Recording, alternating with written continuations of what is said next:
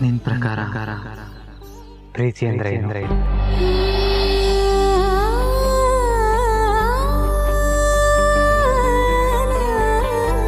ಹೇಳೋಕ್ಕಾಗದ ಭಾವನೆ, ಅನುಭವಿಸೋ ಸಿಹಿ ಯಾತನೆ. ಅದಕ್ಕೆ ಆಸ್ತಿ, ಅಂತಸ್ತು, ಮೇಲು ಕೀಳು, ಜಾತಿ, ಧರ್ಮ ಇದೆಲ್ಲ ಮಾನದಂಡನ? ಪ್ರೀತಿಗೆ ದೇವ್ರು ಮಾನದಂಡ ಅಲ್ಲ ದೊಡ್ಡ ಯಜಮಾನ್ರೆ. ಮದುವೆ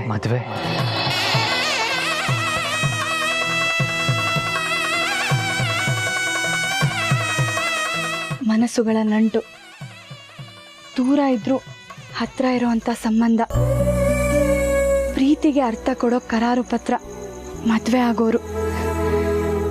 ದೇವ್ರು ಈ ಅಮೂಲ್ಯವಾದ ಸಂಬಂಧಕ್ಕೆ ಆಯ್ಕೆ ಮಾಡೋ ವಿಶೇಷ ಅತಿಥಿಗಳು. ವಿಚಿತ್ರ ಅಲ್ವಾ ಪಾರ್ವತಿ? ಎಲ್ಲೋ ಇದ್ದೋರ್ನ ಹೇಗೋ ಒಂದ್ ಮಾಡೋ ಈ ಸಂಬಂಧ ಒಂದು ವಿಸ್ಮಯ. ಒಬ್ರನ್ನೊಬ್ರು ಪ್ರೀತಿ ಮಾಡೋದೇ ಒಂಥರ ಚಟ. ಈ ಪ್ರಪಂಚದಲ್ಲಿ ಮನುಷ್ಯನಿಗೆ ಯಾವುದೇ ಹಾನಿಯಾಗದೇ ಇರುವಂಥ ಚಟ ಅಂದರೆ ಪ್ರೀತಿ ಒಂದೇ ಅಂತ ಅನಿಸುತ್ತೆ. ಈ ಚಟದ ಪ್ರತಿಫಲನೆ ಮದುವೆ.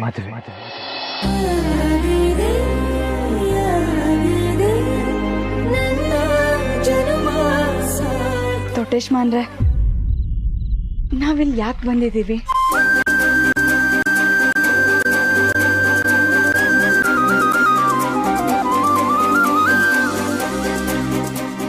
ನನಗೆ ಹೀಗೆ ಬದುಕಕ್ಕಾಗ್ತಾ ಇಲ್ಲ ಪಾರ್ವತಿ. ಹೇಳಬೇಕು, ಹೇಳಿ ಎಲ್ಲದನ್ನು ಬಗೆಹರಿಸ್ಬೇಕು ಅಂತ ನಾನು ನಿನ್ನ ಇಲ್ಲಿ ಕರ್ಕೊಂಡು ಬಂದಿರೋದು.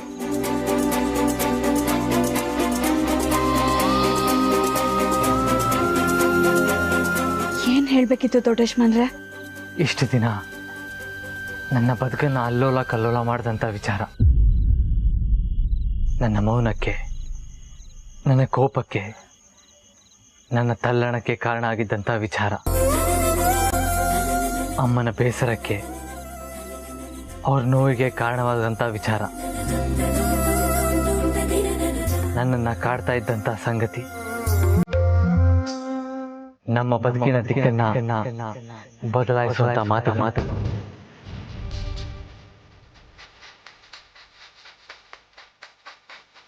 ಹೇಳ್ಬಿಡಿ ದೊಡ್ಡೇಶ್ಮಾನ್ರೆ.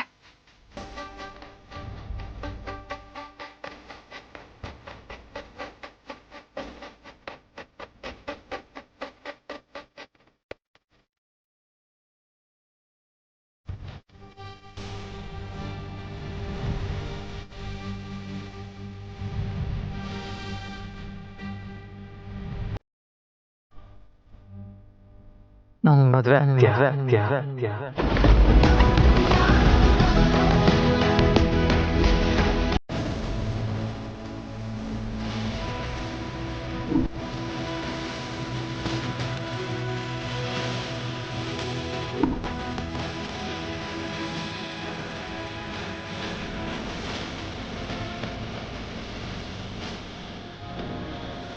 ಯಾರಿಗಾದ್ರೂ ಈ ಮಾತನ್ನ ಹೇಳ್ತೀನಿ ಅಂತ ಯಾವತ್ತೂ ಯೋಚನೆ ಮಾಡಿರಲಿಲ್ಲ. ಆದರೆ ಇವತ್ತು ತಡ್ಕೊಳಕ್ಕಾಗಲಿಲ್ಲ. ನನ್ನ ಮದುವೆ ಆಗ್ತೀಯಾ?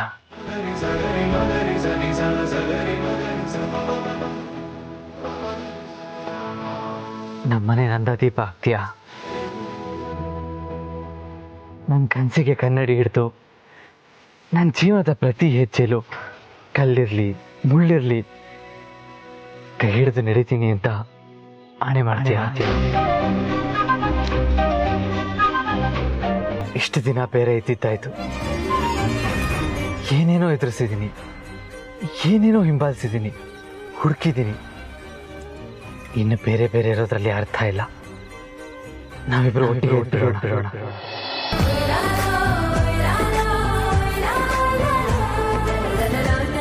ರಾತ್ರಿ ಚಂದ್ರನ ನೋಡ್ತಾ ನಕ್ಷತ್ರ ಎಣಿಸೋದಕ್ಕೆ, ಹಗಲು ಒಟ್ಟಿಗೆ ಕಾಫಿ ಕುಡಿಯೋದಕ್ಕೆ, ಮಧ್ಯಾಹ್ನ ದೂರ ಇದ್ರೂ ಯೋಚನೆಯಲ್ಲಿ ಒಂದಾಗಿರೋದಕ್ಕೆ ನಾವಿಬ್ರು ಒಟ್ಟಿಗೆ ಇದ್ಬಿಡೋಣ. ನಮ್ಮಿಬ್ರು ಮಧ್ಯೆ ಇರೋ ಎಲ್ಲ ಗೋಡೆಗಳನ್ನ ಹೊಡೆದಾಕೋಣ. ನನ್ನ ಮದುವೆ ಆಗ್ತೀಯಾ?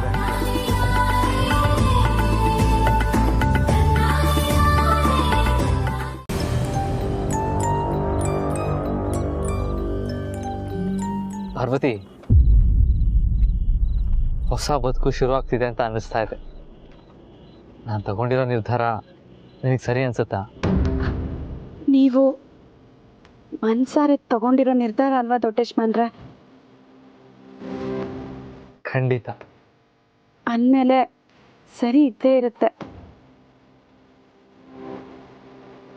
ಪಾರ್ವತಿ, ನನ್ನ ಅನುಷ್ಕಾ ಬಗ್ಗೆ ನೀನು ಸರಿಯಾಗಿ ಏನು ಹೇಳಲೇ ಇಲ್ಲ.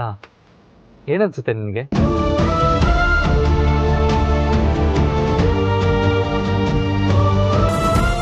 ಯಾಕೆ ಪಾರ್ವತಿ ಏನು ಹೇಳ್ತಾ ಇಲ್ಲ? ಹೇಳೋದಕ್ಕೆ ಪದಗಳೇ ಸಿಗ್ತಿಲ್ಲ ದೊಡ್ಡೇಶ್ಮನ್ರೆ. ಖುಷಿಗೆ ಕೊನೆನೇ ಇಲ್ಲ ಅನ್ನಿಸ್ತಿದೆ. ಒಂದೇ ಒಂದು ಮಾತು ಎಲ್ಲದನ್ನು ಬದಲಾಯಿಸ್ಬಿಡ್ತು ನೋಡಿ. ಎಲ್ಲ ಹಸಿರಾಗಿ ಕಾಣಿಸ್ತಿದೆ. ಎಲ್ರಿಗೂ ನೆಮ್ಮದಿ ಕೊಡೋ ವಿಷಯ ಇದು. ಅಮ್ಮನಿಗೆ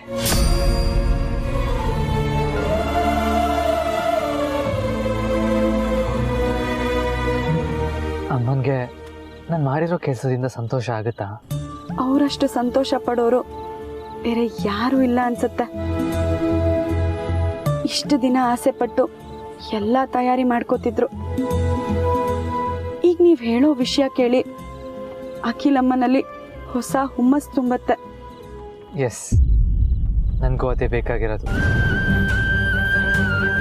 ನನ್ನ ಮೇಲಿನ ಕೋಪ ಕಮ್ಮಿಯಾಗಿ ನಾನು ತಗೊಂಡಿರೋ ನಿರ್ಧಾರದಿಂದ ಅಮ್ಮ ಖುಷಿಯಾಗಬೇಕು. ಅವ್ರ ಮುಖದಲ್ಲಿ ನಗು ನೋಡೋದಕ್ಕೆ ನಾನು ಏನು ಬೇಕಾದರೂ ಮಾಡ್ತೀನಿ.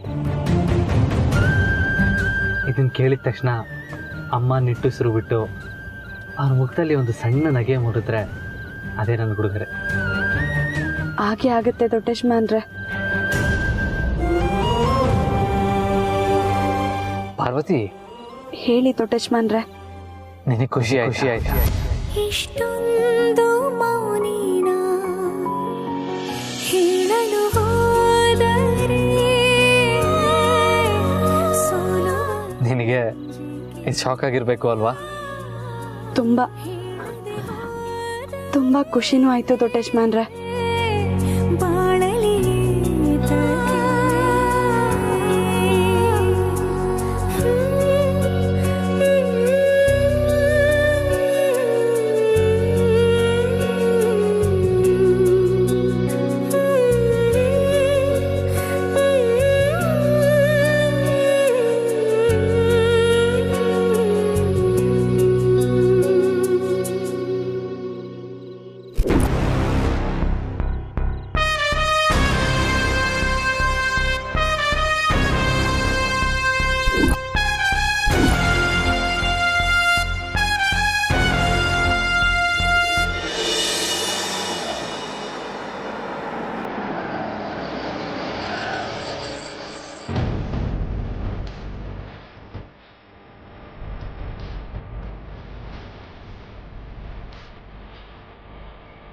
ಪಾರ್ವತಿ, ಒಂದು ನಿಮಿಷ.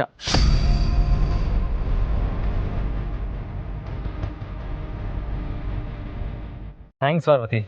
ಥ್ಯಾಂಕ್ಸಾ? ನನಗೆ ಯಾಕೆ ದೊಡ್ಡೇಶ್ಮನ್ರೆ? ನನ್ನ ಬದುಕಿನ ಅತ್ಯಂತ ಮುಖ್ಯವಾದ ಘಟ್ಟಕ್ಕೆ ಸಾಕ್ಷಿಯಾಗಿದ್ದಕ್ಕೆ, ನನಗೆ ಧೈರ್ಯವಾಗಿದ್ದಕ್ಕೆ, ನನ್ನ ಲಕ್ಕಿ ಚಾರ್ಮ್ ಆಗಿದ್ದಕ್ಕೆ. ನಾನು ಕೇವಲ ಕೆಲಸದವಳು. ನನ್ನ ಕಣ್ಣುಗಳಲ್ಲಿ ದೊಡ್ಡ ದೊಡ್ಡ ದೃಶ್ಯನ ನೋಡೋದಕ್ಕಾಗತ್ತೆ ಅಂತ ತೋರಿಸ್ಕೊಟ್ರಿ. ಯಾವ ಮಟ್ಟದ ಕನಸನ್ನು ಕಾಣಬೇಕು ಅನ್ನೋದನ್ನು ಹೇಳ್ಕೊಟ್ರಿ. ನಾನು ನಿಮಗೆ ಧನ್ಯವಾದ ಹೇಳಬೇಕು ದೊಡ್ಡೇಶ್ಮನ್ರೆ. ನೀನು ತುಂಬ ಒಳ್ಳೆಯವಳು ಪಾರ್ವತಿ. ಹೊಗಳಿಕೆ ನಾ ತಲೆಗೆ ತಗೊಳ್ಳೋದಿಲ್ಲ, ನೋವು ನಾ ಮನಸ್ಸಿಗೆ ಹಚ್ಕೊಳ್ಳೋದಿಲ್ಲ. ಪಾರ್ವತಿ, ನನ್ನ ಜೀವನ ಚೆನ್ನಾಗಿರುತ್ತೆ ಅಲ್ವಾ? ಚೆನ್ನಾಗಿರುತ್ತೆ ದೊಡ್ಡೇಶ್ಮನ್ರೆ. ನಾನು ಆ ದೇವರಲ್ಲಿ ಅದನ್ನೇ ಕೇಳ್ಕೊತೀನಿ. Thank you so much Parvati. Good night, good night, good night, good night. ಒಂದು ಸಾರಿ ಹಿಂದೆ ಹೋಗಿ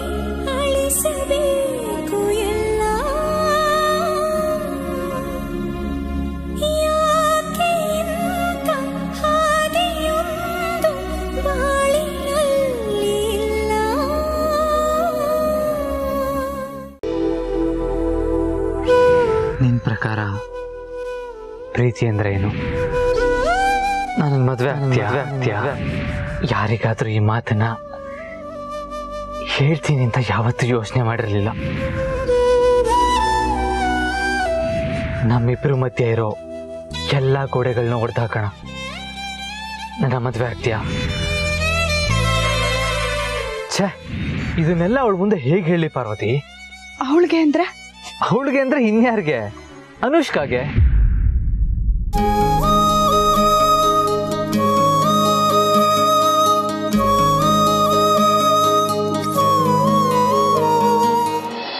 ಪಾರ್ವತಿ ಆರಾಮ?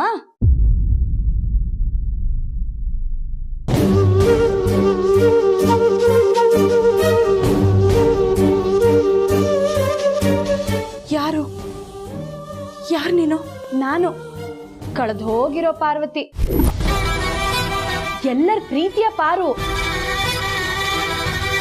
ಅಲ್ಲ, ನನ್ನ ಖುಷಿ ಸಂತೋಷನೆಲ್ಲ ಮಣ್ಣಲ್ಲಿ ಮುಚ್ಚಿ ನನ್ನ ಅಸ್ತಿತ್ವನೇ ಅಸ್ಥಿ ಮಾಡೋದಿಕ್ಕೆ ನಿನಗೆ ಅಧಿಕಾರ ಕೊಟ್ಟವ್ರು ಯಾರು? ನಿನ್ ಖುಷಿ ಸಂತೋಷ ನಾನು ಯಾಕೆ ಹಾಳು ಮಾಡ್ಲಿ? ಅಲ್ಲ, ನೀನ್ ಯಾರು ಅನ್ನೋದೇ ನನಗೆ ಗೊತ್ತಿಲ್ಲ. ಹಾ, ನನ್ ಯಾರು ಅಂತಾನೆ ಗೊತ್ತಾಗದೆ ಇರೋಷ್ಟು ದೂರ ನಿನ್ನ ತಳ್ಬಿಟ್ಟಿದ್ಯಾ? ನಿನ್ ಜಂಜಾಟದಲ್ಲಿ, ನಿನ್ ತಲೆ ಬಿಸಿಲಿ, ನಿನ್ ಒಳಗಿರೋ ಈ ಪಾರ್ವತಿನೇ ಅನಾಥೆ ಮಾಡ್ಬಿಟ್ಟಿದ್ಯಲ್ಲ, ಇದ್ ಯಾವ ನ್ಯಾಯ?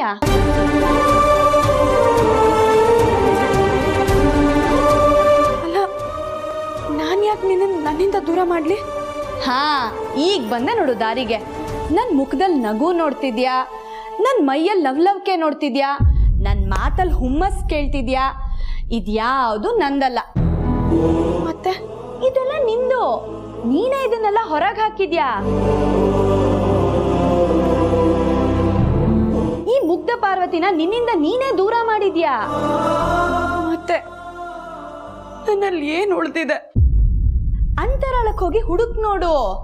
ಟೊಳ್ಳು, ಖಾಲಿ, ಬರೀ ಶೂನ್ಯ. ಯಾಕೆ ಅಂದ್ರೆ ಅದೆಲ್ಲ ನನ್ನ ಹತ್ರ ಇದೆ. ಈಗ ನಿನ್ನ ಹತ್ರ ಉಳಿದಿರೋದು ಏನ್ ಗೊತ್ತಾ? ಬರೀ ಅಳು, ನೋವು, ದುಃಖ, ಯೋಚನೆ. ಅಬ್ಬಬ್ಬಾ, ಇದನ್ನೆಲ್ಲ ಸಹಿಸ್ಕೊಂಡು ನಾನ್ ನಿನ್ ಜೊತೆ ಇರೋದಕ್ಕಾಗಲ್ಲ. ಇಲ್ಲ, ನೀನ್ ನನ್ನ ಜೊತೆನೇ ಇರ್ಬೇಕು, ನನ್ನ ಒಳಗೆ ಇರ್ಬೇಕು. ನನಗೆ ಈ ನೋವು ಸಂಕಟದಿಂದ ಮುಕ್ತಿ ಸಿಗ್ಬೇಕು. ನಿನಗೆ ನನ್ನ ಬಗ್ಗೆ ಇಷ್ಟೆಲ್ಲ ಗೊತ್ತಿದೆ ಅಂದಮೇಲೆ ಇದು ಗೊತ್ತಿರುತ್ತೆ. ನಾನು ನಿನ್ನನ್ನು ವಾಪಸ್ ಪಡ್ಕೊಳ್ಳೋದಿಕ್ಕೆ, ನಾನು ನೀನಾಗೋದಿಕ್ಕೆ ಏನ್ ಮಾಡ್ಬೇಕು ಹೇಳು. ನಾನು ಯಾವ್ದು ನಿನ್ನ ಹತ್ರ ಸಹಿಸೋದಕ್ಕಾಗದೆ ಹೊರಗೆ ಬಂದನೋ, ಯಾವ ಭಾರನ ಹೊರೋದಕ್ಕಾಗದೆ ನಿನ್ನಿಂದ ದೂರ ಆದ್ನೋ, ಮೊದಲು ಆ ಭಾರನ ಹೆಗಲ್ ಮೇಲಿಂದ ಕೆಳಗಿಳಿಸು. ನೀನ್ ಕೊರಳಕ್ಕೆ ಸಿಕ್ಬಿದ್ದಿರೋ ನೇಣ್ ಹಗ್ಗನ ಮೊದಲು ದೂರ ಮಾಡು. ಆವತ್ತು ನಾನ್ ನಿನ್ ಒಳಗಡೆ ಮತ್ತೆ ಬರ್ತೀನಿ. ನೀನ್ ಮತ್ತೆ ನಾನಾಗ್ತೀಯ, ಪಾರ್ವತಿ ಮತ್ತೆ ಬದುಕ್ ಬರ್ತಾಳೆ. ನನ್ನ ಹೆಗಲ್ ಮೇಲಿರೋ ಭಾರ ಯಾವುದು? ಹುಡುಕು. ಈ ಪರಿಸರದ ತುಂಬಾ ಬರೀ ಗುಟ್ಟೆ ಅಡಗಿರೋದು. ಹುಡುಕಿದ್ರೆ ಮಾತ್ರ ಗುಟ್ಟು ರಟ್ಟಾಗೋದು. ನಿನ್ನಲ್ಲಿ ನಾನು ಬರೋದಿಕ್ಕೆ ಕಾಯ್ತಾ ಇರ್ತೀನಿ. ಬರ್ಲಾ ಪಾರ್ವತಿ? ಅಲ್ಲಲ್ಲ, ಖಾಲಿ ಪಾರ್ವತಿ.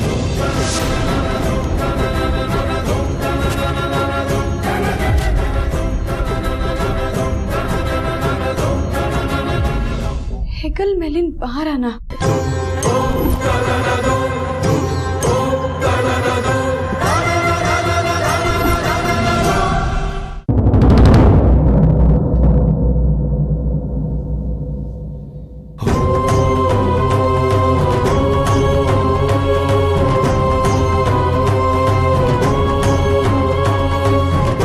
ನನ್ ಕೊರಳಗ್ ಬಿದ್ದಿರೋ ನೇಣಾಗ ಈ ತಾಳಿನ?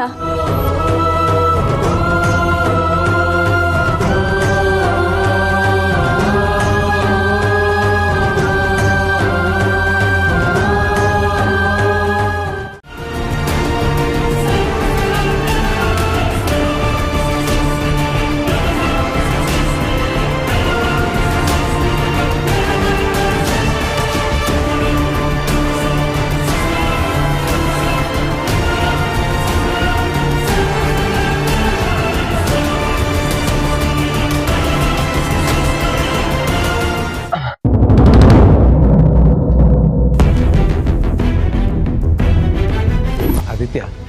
ಇವೆಲ್ಲ ದೇವರ ಆಟ ಕಣಪ್ಪ. ದೂರ ಮಾಡಿ ಸಂಬಂಧಗಳ ಬೆಲೆ ಏನು ಅಂತ ಅರ್ಥ ಆಗೋ ಹಾಗೆ ಮಾಡ್ತಾನೆ. ನಿನ್ನ ಬೇಡಿಕೆನ ಭಕ್ತಿಯಿಂದ ಅವನ ಮುಂದೆ ಇಡು. ಅವನ ಮೊರೆ ಹೋದರೆ ಎಲ್ಲ ನೋಡ್ಕೋತಾನೆ.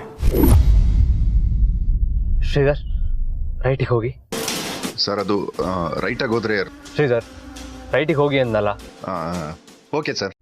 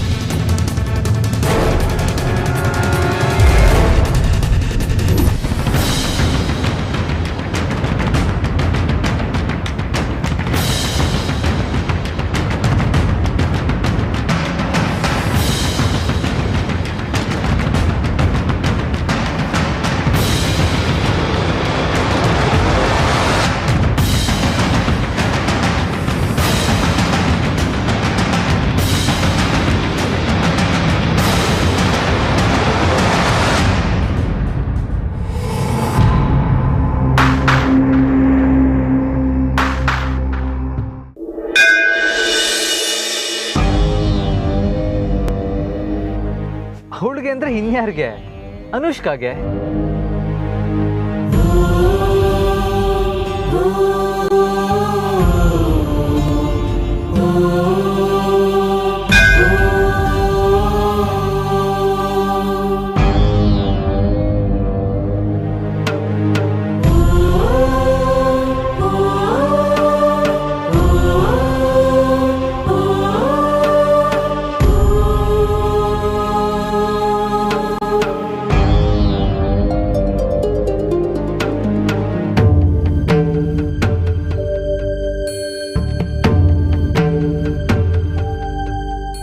ಕಷ್ಟ ಬಂದಾಗ್ಲೆಲ್ಲ ನೀನ್ ಮೊರೆ ಬಂದಿದ್ದೀನಿ.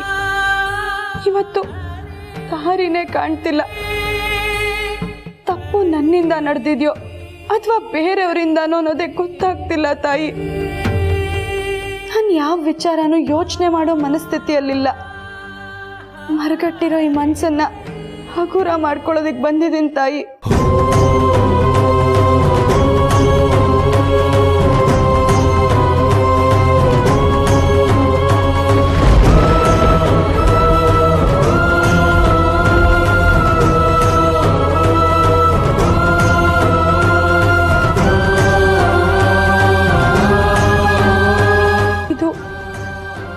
ಬದುಕನ್ನು ರೂಪಿಸೋವಾಗ ನೀನ್ ಬರ್ದಿರೋ ಮತ್ತೊಂದು ತಿರುವು ಅಂತ ಅನ್ಕೊಂಡಿದ್ದೀನಿ. ನನ್ನ ಕಣ್ಣನ್ ಕತ್ಲೆ ಮಾಡ್ದೆ. ದಾರಿ ತೋರ್ಸು ತಾಯಿ.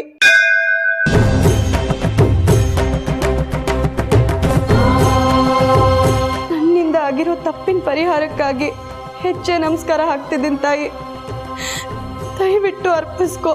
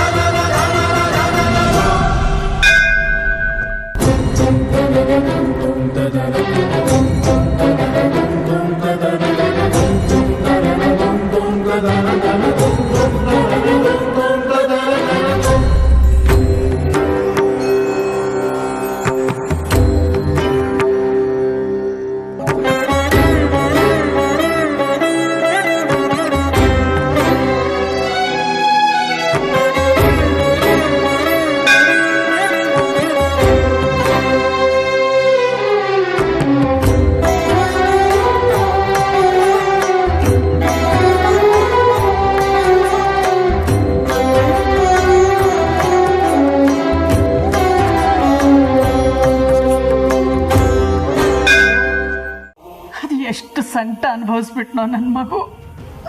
ನಾನು ಅದು ಎಷ್ಟು ನೋವು ಕೊಟ್ಟುಬಿಟ್ಟೆ ಅವನಿಗೆ. ವಾರದಲ್ಲಿ ಒಂದು ಸರ್ತಿ ಆದರೂ ಕೈಯಾರ ನಾನೇ ತಿನ್ನಿಸ್ತಾ ಇದ್ದೆ.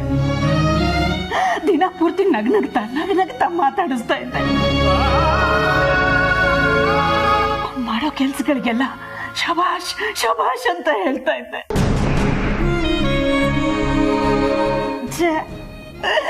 ನಾನು ಮಾತಾಡಿಸ್ಲಿಲ್ಲ ಅಂತ ಅದು ಎಷ್ಟು ನೊಂದ್ಕೊಂಡ್ಬಿಟ್ಟೆ ನಾನು. ಆದಿ ನಿಮ್ಗೊಂದು ವಿಷಯ ಗೊತ್ತಾ ರಾಘು? ನಮ್ಮ ಆದಿಗೆ ವಯಸ್ಸು 20 ಮೇಲಾಗಿರ್ಬೋದು, ಆದ್ರೆ ಅವನಿನ್ನು ಚಿಕ್ಕ ಮಗು. ನನ್ನ ಪುಟ್ಟ ಕಂದ ಬೆಳಿಗ್ಗೆ ಹೇಳ್ತಿದ್ದ ಹಾಗೆ ಅಮ್ಮನ ಮುಖ ನೋಡ್ಬೇಕು ಅಂತ ಆಸೆ ಪಡುತ್ತೆ. ಅಮ್ಮನ ಹತ್ರ ಮುದ್ದಾಡಿಸ್ಕೋಬೇಕು ಅಂತ ಆಸೆ ಪಡುತ್ತೆ. ಅಮ್ಮನ ಜೊತೆನೆ ಊಟ ಮಾಡಬೇಕು, ತಾನು ಮಾಡಿದ ಕೆಲಸನೆಲ್ಲ ಅಮ್ಮನಿಗೆ ವರದಿ ಒಪ್ಪಿಸ್ಬೇಕು ಅಂತ ಹಂಬಲಿಸುತ್ತೆ. ಮಗು ಅವನು ರಘು. ಅಂತ ಮಗುನ ದೂರ ಇಟ್ಟು ಅದೆಷ್ಟು ನೋವು ಕೊಟ್ಬಿಟ್ನಲ್ಲ ನಾನು. ಮಾತಾಡಿಸ್ಲು ಇಲ್ವಲ್ಲ ರಘು. ಎಂತ ತಪ್ಪು ಮಾಡ್ಬಿಟ್ಟೆ. ನಮ್ಮ ಮಗು ನಿಮ್ಮ ಹತ್ರ ಬಂದು ದುಃಖ ಹೇಳ್ಕೊಂಡ ರಘು. ಮತ್ತೆ ನೀವು ಹೇಳ್ಬೇಕಾಗಿತ್ತು ತಾನೆ ನನಗೆ. ನಾನು ತಪ್ಪು ಮಾಡ್ತಾ ಇದ್ದೀನಿ ಅಂತ ನೀವಾದ್ರೂ ಹೇಳ್ಬೇಕಾಗಿತ್ತಲ್ಲ ರಘು. ಕೇಳೋ ಪರಿಸ್ಥಿತಿನಲ್ಲಿ ನೀನ್ ಇರ್ಲಿಲ್ವಲ್ಲ ಅಖಿಲ. ಅಯ್ಯೋ,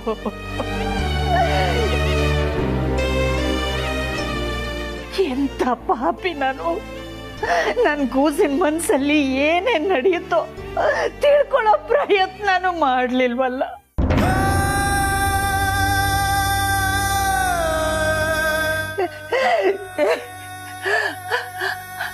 ರಘು, ನಿಮ್ಮ ಹತ್ರ ಹೇಳ್ಕೊತಾ ಇದ್ನಲ್ಲ ಆದಿ, ಏನೇನ್ ಕೇಳ್ತಾ ಇದ್ದ, ಏನೇನ್ ಮಾತಾಡ್ತಾ ಇದ್ದ? ಈ ಅಮ್ಮ ಬೇಕು ಅಂತ ಕೇಳಿದ್ನ.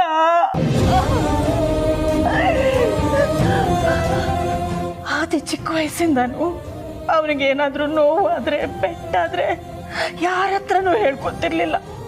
ನೋವನ್ನೆಲ್ಲ ನುಂಗ್ಕೊಂಡು ಗಟ್ಟಿ ಮನ್ಸು ಮಾಡ್ಕೊಂಡ್ಬಿಡ್ತಿದ್ದ. ಹೇಳು ಆದಿ ಹೇಳು ಅಂತ ನಾನು ಒತ್ತಾಯ ಮಾಡಿದ್ರೆ ನಿನಗ್ ಬೇಜಾರು ಮಾಡಲ್ಲಮ್ಮ ಅಂತ ಹೇಳ್ತಾ ಇದ್ದ. ಅಂತ ಆದಿಗೆ ಇವತ್ತು ನಾನು ಬೇಜಾರು ಮಾಡ್ಬಿಟ್ಟೆ ರಘು, ಬೇಜಾರು ಮಾಡ್ಬಿಟ್ಟೆ.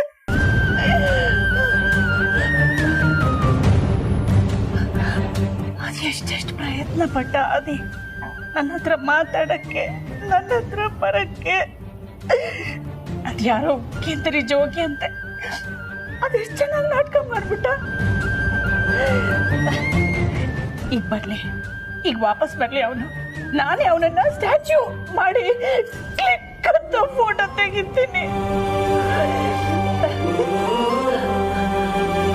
ಡ್ರೈವರ್ ವೇಷ ಹಾಕೊಂಡು ದೇವಸ್ಥಾನಕ್ಕೆ ಬಂದಿದ್ದ. ಅದ್ಯಾವುದೋ ಇಂಟರ್ವ್ಯೂ ನೆಪದಲ್ಲಿ ನನಗ್ ತುತ್ತು ತಿನ್ಸಿ ಕ್ಷಮೆ ಕೇಳೋ ಪ್ರಯತ್ನನೂ ಮಾಡ್ತು ನನ್ನ ಮಗು. ನನಗ ಮನಸ್ಲೇ ಇಲ್ಲ. ಈಗ ಬರ್ಲಿ, ಅವ್ನು ವಾಪಸ್ ಬರ್ಲಿ, ನಾನು ಅವನ್ನ ಬಿಡೋದೇ ಇಲ್ಲ. ದಿನ ನಾನೇ ಪ್ರೀತಿಯಿಂದ ತುತ್ತು ತಿನ್ನಿಸ್ತೀನಿ ರಘು, ನಾನೇ ಪ್ರೀತಿಯಿಂದ ತುತ್ತು ತಿನ್ನಿಸ್ತೀನಿ. ನೀನ್ ಸಂತೋಷ ನೋಡ್ತಿದ್ರೆ ನೀವು ಮಾತಾಡ್ಬೇಡಿ ರಘು. ನೀವು ಅವನ ಜೊತೆ ಸೇರ್ಕೊಂಡು ಇದೆಲ್ಲ ಪ್ಲಾನ್ ಮಾಡಿದ್ರಿ ತಾನೆ, ಚಿಕ್ಕ ಹುಡುಗರ ತರ. ಬರ್ತಾನಲ್ಲ ಈ ನಿನ್ ಸಂತೋಷ ನೋಡೋದಕ್ಕೆ. ರಘು, ಅವನು ಈ ಅಮ್ಮನ ಮೇಲೆ ಬೇಜಾರು ಮಾಡ್ಕೊಂಡಿಲ್ಲ ತಾನೆ? ಈ ಅಮ್ಮನ ಸಹವಾಸ ಸಾಕು ಅಂತ ಹೇಳಲಿಲ್ಲ ತಾನೆ? ಹಾಗ ಅನ್ನೋ ಮಗನ ಅವನು. ಅಮ್ಮ ಮಾತಾಡಿದ್ರೆ ಸಾಕು ಅಂತ ಕಾಯ್ತಿರ್ತಾನೆ. ಒಂದ್ ವೇಳೆ ಕೋಪ ಮಾಡ್ಕೊಂಡಿದ್ರು ಅದನ್ನ ಹೇಗ್ ತಣ್ಣಗ್ ಮಾಡ್ಬೇಕು ಅಂತ ಈ ಅಮ್ಮಂಗ್ ಗೊತ್ತಿಲ್ವಾ? ಇಷ್ಟು ದಿನದ ಲೆಕ್ಕ ಎಲ್ಲ ಬಾಕಿ ಸಮೇತ ಚುಕ್ತಾ ಮಾಡ್ತೀನಿ. ನನ್ನ ಕೈಯಾರ ಅಡಿಗೆ ಮಾಡಿ ನಾನೇ ನನ್ನ ಕೈಯಾರ ಅವನಿಗೆ ತುತ್ತು ತಿನ್ನಿಸ್ತೀನಿ.